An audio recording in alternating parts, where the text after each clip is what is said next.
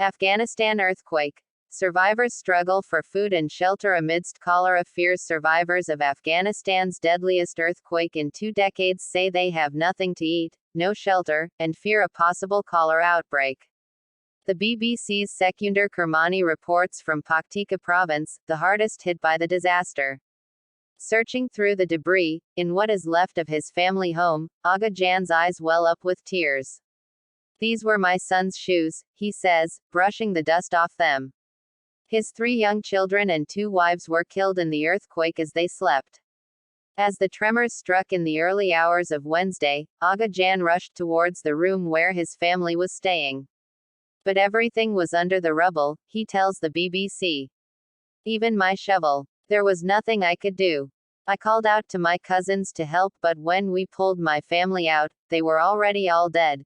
The area around Aga Jan's village in Barmal district, Paktika province, is one of the worst affected by the earthquake, in which around 1,000 people are believed to have been killed and 3,000 more injured.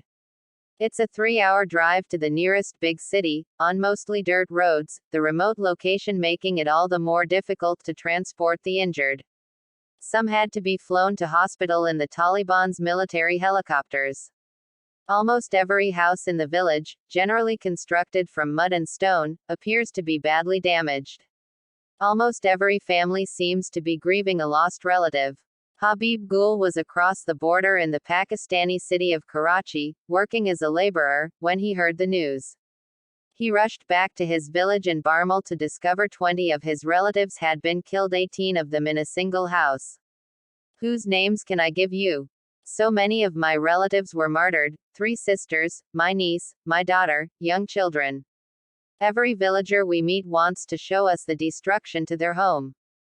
Partly because they want the world to see the devastation, but also, more practically, because they are hoping their names can be added to aid distribution lists. If the world looks on us like brothers and helps us, we will stay here on our land," Habib Gul tells the BBC. "If they don't, we will leave this place where we have spent so long with tears in our eyes." Overhead, military helicopters whir through the sky. They're no longer transporting injured victims but delivering supplies. Taliban officials tell us the rescue operation has been completed and is now over. The most pressing need is shelter for the hundreds of families left homeless. Aga Jan and one of his surviving sons are pitching a large sheet of tarpaulin between wooden sticks on a piece of empty ground. Other families are in tents, flanked by the remnants of homes they worked so hard to construct. Khalid Jan is now responsible for his 5 young grandchildren who mill around by his feet. Their father, his son, was killed in the earthquake, along with 2 other of Khalid Jan's children.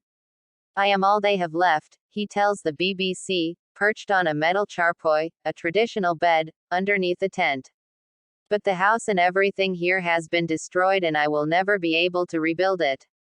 Afghan and international aid agencies are assessing the damage and delivering supplies, but this is a major and developing crisis, one which comes on top of the country's already dire humanitarian situation. The United Nations, which is also helping support victims, is warning of the risk of a possible cholera outbreak. At Habib Gul's village, men have gathered to offer prayers commemorating the dead. Almost 50 people have been killed out of a population of around 250. Attention will now turn to the survivors, and how fast aid can reach them.